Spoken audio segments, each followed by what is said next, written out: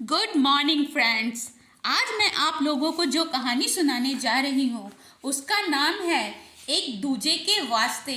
दिल को छूने वाली प्रेम कहानी। प्यार में बहुत जटिलताएं होती हैं जो परिस्थितियों पर निर्भर होती हैं।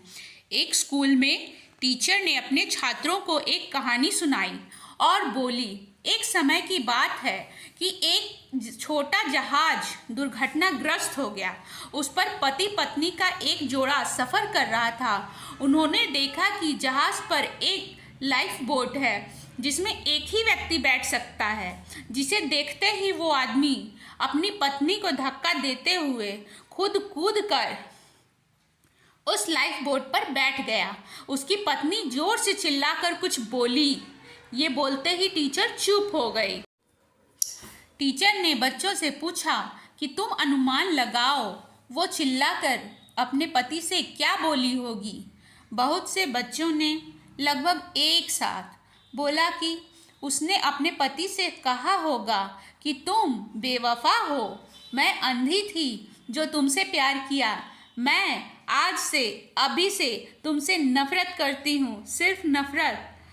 तुम मेरी नज़रों से दूर हो जाओ, खूब जियो, मैं मरूं या कुछ भी करूं, उससे तुम्हें क्या। तुमने अपने लिए लाइफ बोट चुन लिया और मुझे मरने के लिए छोड़ दिया।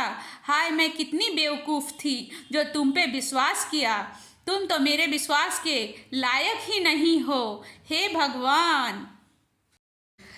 तभी टीचर ने देखा कि एक बच्चा चुप बैठा है और कुछ नहीं बोल रहा। उसने उसे बुलाया और कहा, बताओ, तुम बताओ, उस महिला ने क्या कहा होगा। तो वो बच्चा बोला, मैम, मुझे लगता है कि उस महिला ने चिल्लाकर ये कहा होगा कि अपने बच्चे का ख्याल रखना, हमारे बच्चे का ख्याल रखना, मेरी कमी उसे कभी भी महसूस मत होने देना और अच्छे से उसका ध्यान रखना।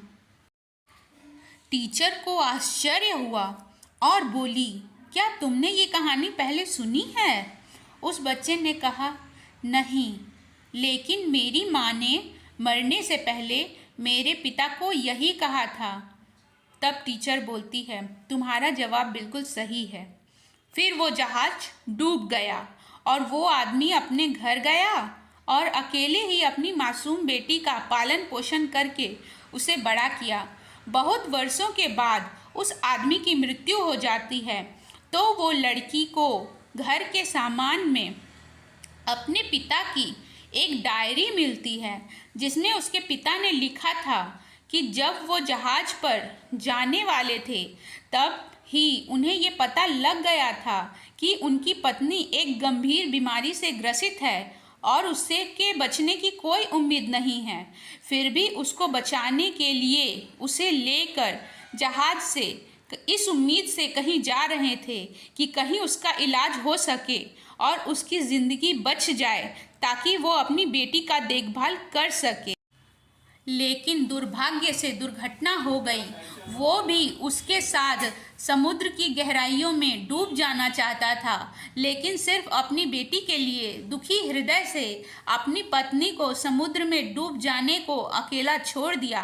कहानी खत्म हो गई। पूरी क्लास मौन थी।